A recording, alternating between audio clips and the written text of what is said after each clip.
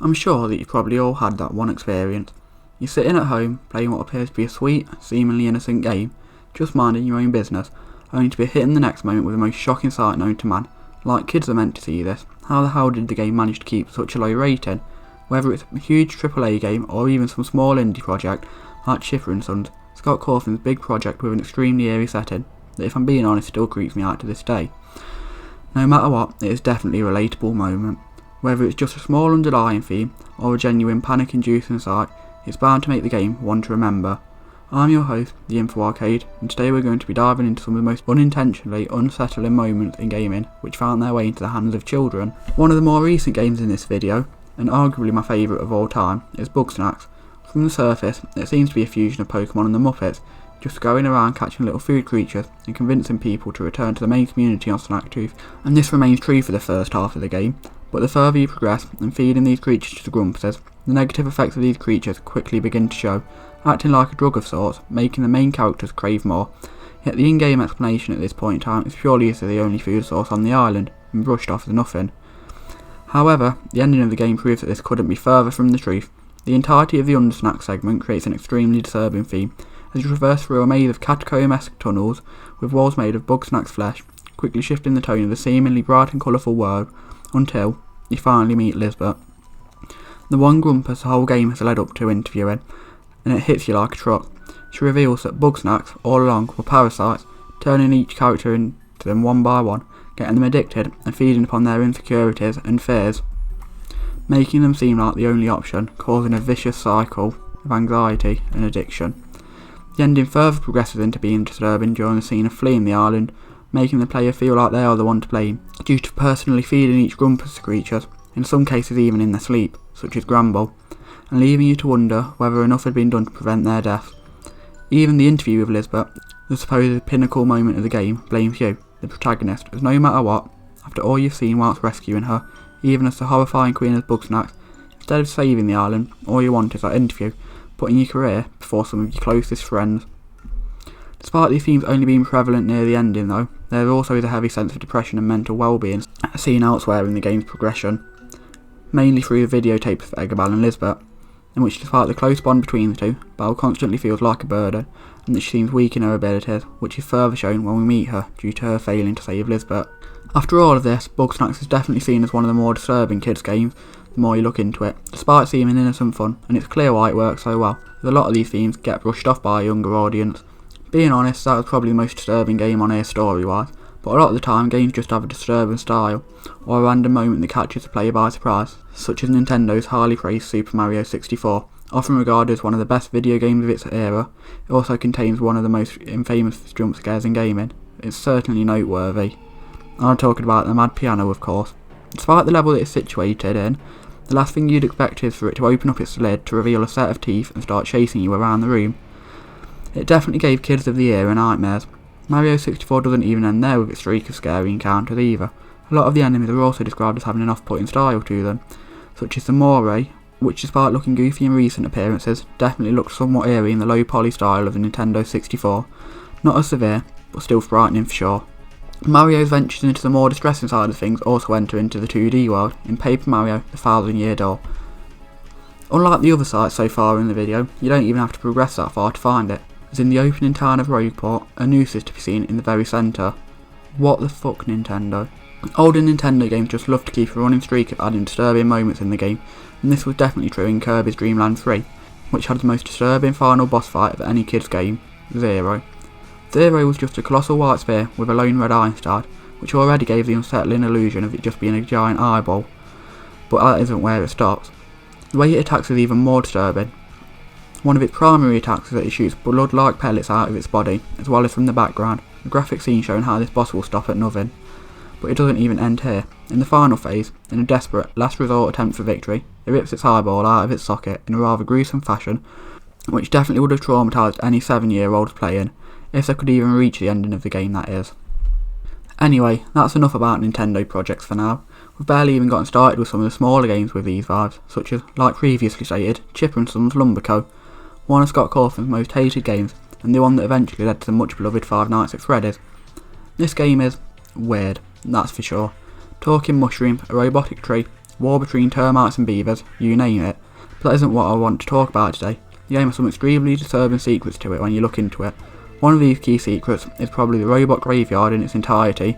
The location heavily contrasts the rest of the game, with a dark scene filled with lots of scrap robot parts, as well as a sign urging the player to keep out. However, there's a key character in this area that I want to talk about. Not Tinker the Owl, but the sad toy.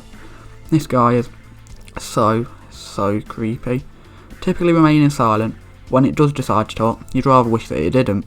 It loved to spew out cryptic messages such as "forgive me," but I didn't mean to. I'm sorry, and most disturbing of all, how I wish it were only my eyes alive in the dark, rather than thought alive in the darkness of. To this day, it's still a mystery what the robotic character could be talking about. On top of this, the eponymous father figure of Tyke, Chipper, also says some quite disturbing things, such as indicating that he's actually a robot duplicate who killed the original Chipper. He even committed cannibalism, as Tyke's mother fell into a pie which was eaten by his father, and the worst part is, he defended himself by saying it was quite good. There are countless more things that I could mention about the game, and I probably will in its own video one day, but today is not that day, so on to the next one.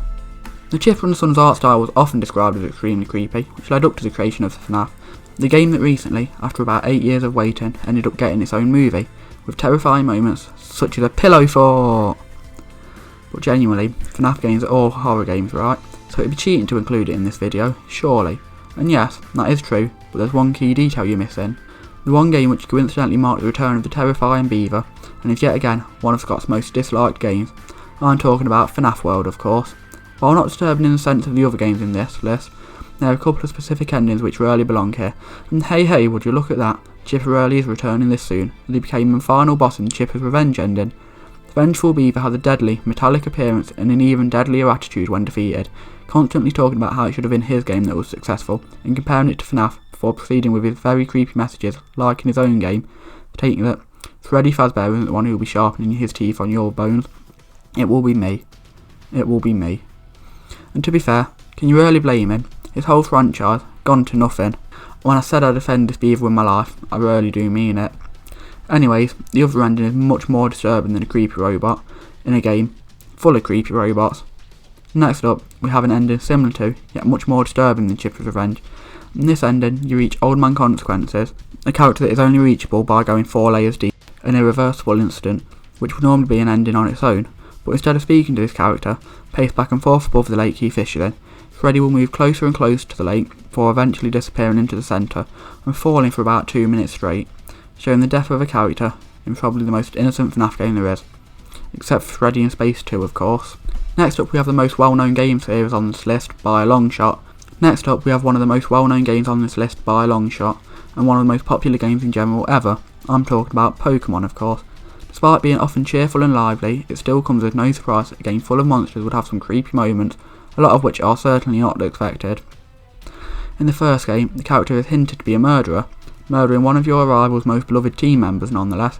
On the SSN, you have an unexpected fight with Gary, with Eradicate on the team, which you must defeat to win. However, the next time you see him, which is coincidentally in the Pokémon Tower, an eerie location in Lavender Town, with graves of dead Pokémon, he exclaims, "What are you doing here? Your Pokémon doesn't look dead," with Eradicate also not being present in the bottle followed after this dialogue, heavily implying that the player is a killer. Continuing the theme of unsettling moments brings us to Guzzlord, one of the Ultra Beasts introduced in the Generation 7 games, but more specifically, its homeworld featured in Ultra Sun and Moon, the Ultra Ruin. At first, this area just seems to be a random town in ruins, which doesn't create much uncertainty. However, it soon becomes extremely disturbing once you read the faded city signs and realise what has happened, as the town is a futuristic, ruined version of the present day, I don't know how to pronounce it but I'm going to try, Howoli City, completely destroyed by the beast, foreshadowing the fate of any people living there.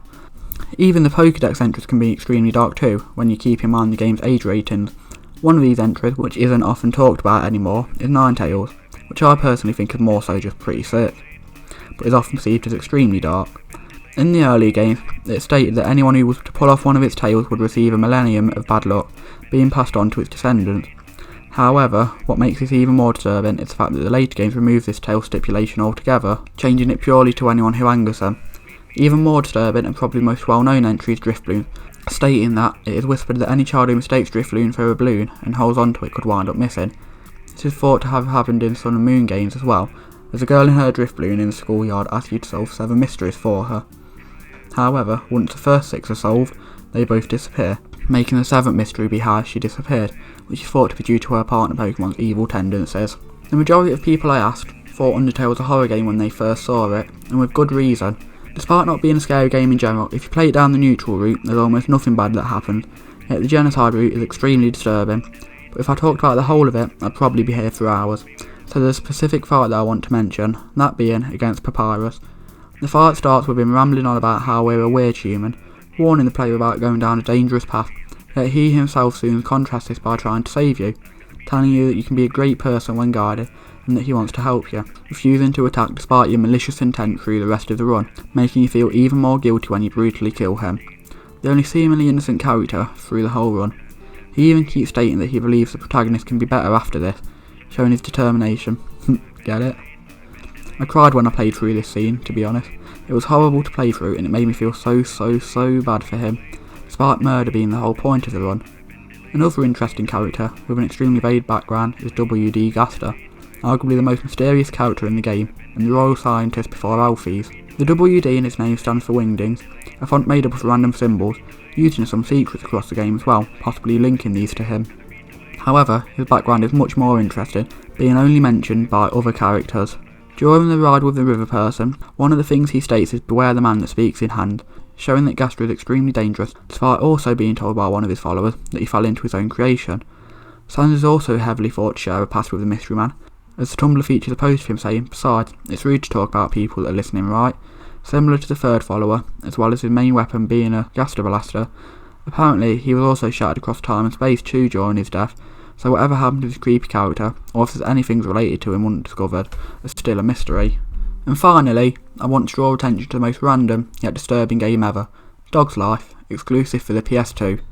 I'd never even heard of this game beforehand, as someone in the Patient Gamers Discord server had recommended it to me for this topic, and I wish that I didn't know what the game is, being honest. It's a literal fever dream, and extremely dark. Right off the bat you get thrown into the awful world of this game as your doggy lover, Daisy, gets dognapped, which was definitely a shocking sight for any toddlers playing the game, which somehow managed to bag 3+ rating, the lowest in the UK. The game carries on quite normal for a while after this, however, as you just listen in on human conversations to track your poor crust lover down, except for being hunted by a Doberman owned by a dog catcher. Is this like dog racism or something too now? The ending is definitely something too, and all I'm going to say for now is definitely, what the hell? It's revealed that these dogs are being turned into cat food, with the whole kidnapping scheme being arranged by the head of this company, Mrs. Peaches. You somehow turn into a hero and stop Daisy by being chopped up into cat food just in time. But wait, that's not it yet. Mrs. Cat Food Woman, who I've already forgot the name of, comes up with a shotgun and tries to kill you both. Would now be a good time to say that Jake has flatulence issues, because he farts her into a machine, turning her into cat food. I wish I was kidding, but this is genuinely hilarious to me. I kinda turned this game into sounding more like a joke, but I mean, it had kidnapping, doggy genocide, murder of a person, and still retained a 3+ rating. What? I'm just picturing how many parents let their kids play it, just to walk in on the most traumatising sight ever. But yeah, that about sums it up. Kids games can be creepy for sure, and this list was barely even scratching the surface. There were a few more that I wanted to mention, like Splatoon Story Mode and Ghostly Figure in a Window, but they didn't really fit the theme. But I might make a part 2 if it's well enough received. What game would you say was the most disturbing? I was your host, the Info Arcade. Make sure to like and subscribe if you enjoyed the video.